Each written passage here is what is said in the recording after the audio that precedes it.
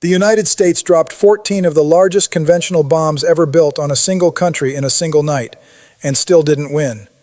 I know how that sounds. I know you've seen the satellite images. I know you've read the headlines calling it a decisive blow, a crippling strike, a turning point. Stay with me, because what actually happened in the skies over Isfahan and in the waters beneath the Strait of Hormuz tells a completely different story than the one most people think they're watching. This isn't a story about bombs.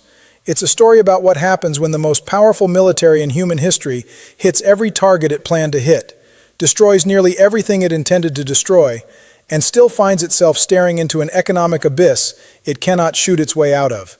It's a story about the brutal gap between tactical perfection and strategic resolution. And that gap right now is measured in dollars per barrel. This is Iron Dispatch. I'm glad you're here. And if you want to understand what's actually happening in the Persian Gulf right now, not the version packaged for convenience, but the version that explains why oil is trading at $115 a barrel and why your gas station tells a story Pentagon briefings don't, hit subscribe and turn on notifications, because this one moves fast and the next development may already be in motion. Let's go back to June 13, 2025. Operation Rising Lion. Israeli aircraft hit the Isfahan Nuclear Technology Center with surgical precision. 4 facilities destroyed in one pass: the uranium conversion plant, the fuel plate fabrication building, the metal production unit, the central chemistry laboratory. In a single night, Israel tore out the visible organs of Iran's civilian nuclear program. The world held its breath. Iran promised consequences. And 9 days later, the United States made its own move. Operation Midnight Hammer. June 22, 2025. 7 B-2 Spirit stealth bombers departed Whiteman Air Force Base in Missouri and flew, without stopping, without refueling on the ground, for 18 continuous hours to reach Iranian airspace. When they arrived, they carried something the world had never seen deployed in combat at this scale: the GBU-57AB Massive Ordnance Penetrator. 14 of them, each one weighing 13,600 kilograms, each one measuring 6 meters in length, each one designed to punch through 60 meters of reinforced earth before detonating. The engineering alone represents decades of classified development. The deployment represented a decision from which there was no walking back. Fordo, Natanz, Isfahan, all 3 hit in a single night. At Fordo, the facility buried deepest, the one Iran had long advertised as invulnerable, American planners deployed a tactic that sounds almost medieval in its logic. 12 bombs dropped in sequence into 2 ventilation shafts.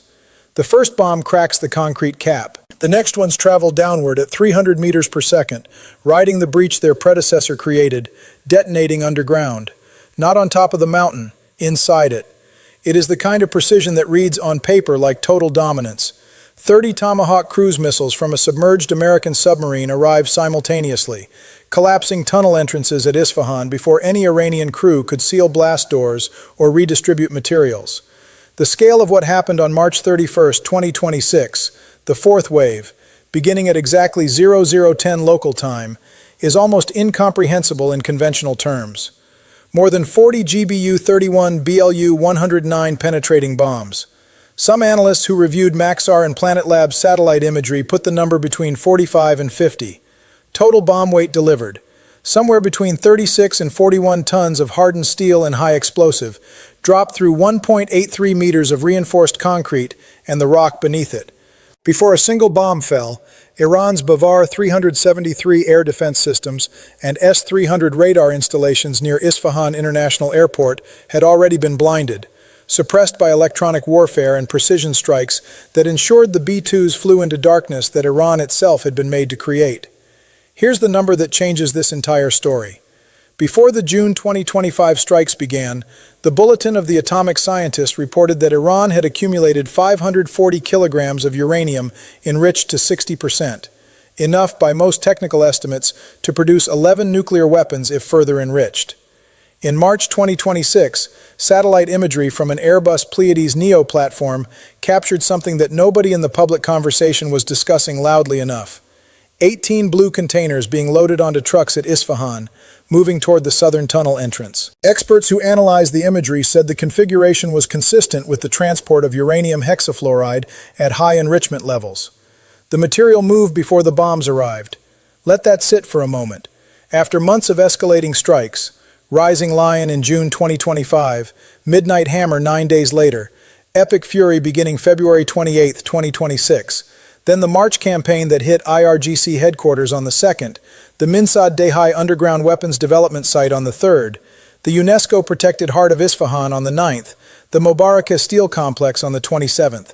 After all of that, after 14 of the world's largest conventional bombs and 30 Tomahawk cruise missiles and 4 distinct operational waves across 9 months, there remains a serious documented possibility that Iran moved its highest value nuclear material before the most decisive strikes landed. The infrastructure is shattered. The facilities are rubble. The tunnel network, 50 kilometers of galleries cut into mountains at 1,700 meters elevation, storing ballistic missiles, precision guidance kits, drone motors, and high-explosive rocket fuel, has been systematically collapsed. That is not in dispute. What is in dispute is whether destroying the warehouse ends the threat when someone already moved what was inside it. But here is where the story pivots entirely. Because even if every kilogram of enriched uranium has been accounted for, even if the nuclear program has been genuinely set back by years, even if the military objectives on every targeting list have been crossed off with finality, Iran is currently winning the economic war it never had to fire a missile to start. The Strait of Hormuz. 21 miles at its narrowest point, roughly 1/5 of the world's oil supply passes through it every single day. Iran does not need a nuclear weapon to threaten that choke point. It does not need ballistic missiles. It needs drones. It needs mining capability. It needs the credible threat of chaos, deployed asymmetrically against a maritime corridor that the global economy cannot function without. And it has had all three for years. Since the conflict began, the UK Maritime Trade Operations Centre has recorded 24 vessel incidents in and around the strait. 24. Not warnings, not near misses logged for bureaucratic completeness. Incidents involving merchant shipping in one of the most critical waterways on the planet. Each one a data point in a campaign of economic attrition that requires no air force, no nuclear program, and no formal declaration of war. The Al-Salmi tanker tells you everything you need to know about why $115 oil is the optimistic scenario. 2 million barrels of crude aboard, valued at over $200 million. Struck by an IRGC kamikaze drone while anchored at a Dubai port berth. Not in contested waters. Not at a contested naval choke point. At anchor. In a harbor. The message Iran was sending with that strike wasn't tactical. It was psychological. If we can reach you there, we can reach you anywhere along the export chain. Brent crude, $115 a barrel. WTI, $115. American gasoline prices above $4 for the first time in roughly 4 years. The MSCI Asia Pacific Equity Index down 13% in March 2026 alone. Every gain accumulated since January erased. And analysts at institutions with no ideological interest in the outcome have published a number that should concentrate minds everywhere from Riyadh to Rotterdam. If the Strait of Hormuz closes, not partially disrupts but closes, oil could reach $200 per barrel. $200.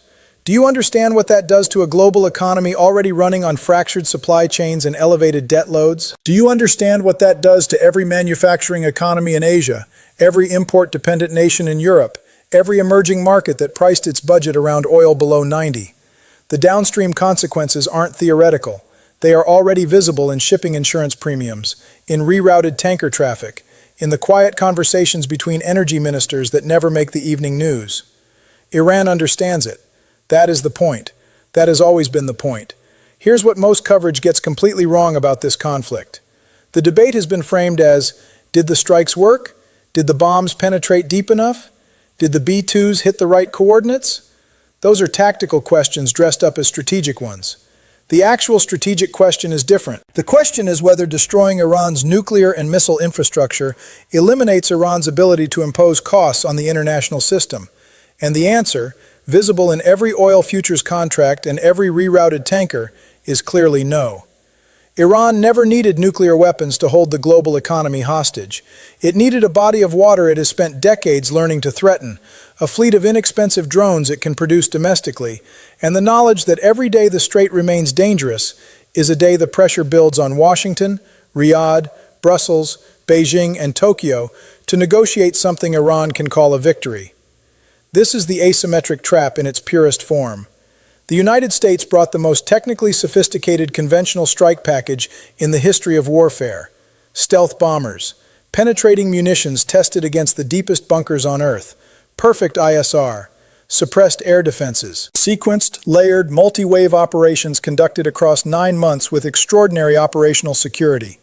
And at the end of it, Iran's foreign minister is sitting across a table from American counterparts. The Strait is still disrupted, oil is still at $115, and the strategic outcome, Iran abandoning its nuclear ambitions, accepting verifiable constraints, reintegrating into a rules-based regional order, has not been achieved. Trump set a second deadline for Iran on April 6, 2026. The deadline passed. The Strait remained the Strait. Across Iran, internet connectivity has been throttled to 1% of normal capacity. A digital blackout that tells you something about how the Iranian government reads the domestic temperature right now. The strikes hit Isfahan's historical center, Naksh-e-Jahan Square, the Chehel Sotun Palace, the Ali Kapı, UNESCO World Heritage sites dating to the Safavid Empire, damaged in the course of operations that were, by every military metric, precisely executed. The propaganda value of those images, the burning arches, the shattered tilework, the ancient courtyards filmed from above by the same satellites tracking weapons movements. Those images travel through the global south in ways that complicate the diplomatic picture for Washington in ways no bomb can fix. Sympathy is a currency too, and Iran is spending it deliberately. The war has done what wars at this scale typically do. It has solved the problem that was easiest to solve militarily, and left the problem that was hardest to solve militarily still standing, still breathing, still capable of imposing cost. 2 million barrels on the Al-Salmi, 24 maritime incidents and counting, 14 GBU-57s delivered in a single night, 14 bombs against a civilization that has been playing strategic patience for 4,000 years. The bombs fell, the facilities burned, the satellite images are unambiguous, and somewhere, in a convoy of 18 blue containers moving toward a reinforced tunnel entrance in the Zagros foothills, something was already gone before the first B-2 crossed into Iranian airspace. That is the story nobody is packaging neatly.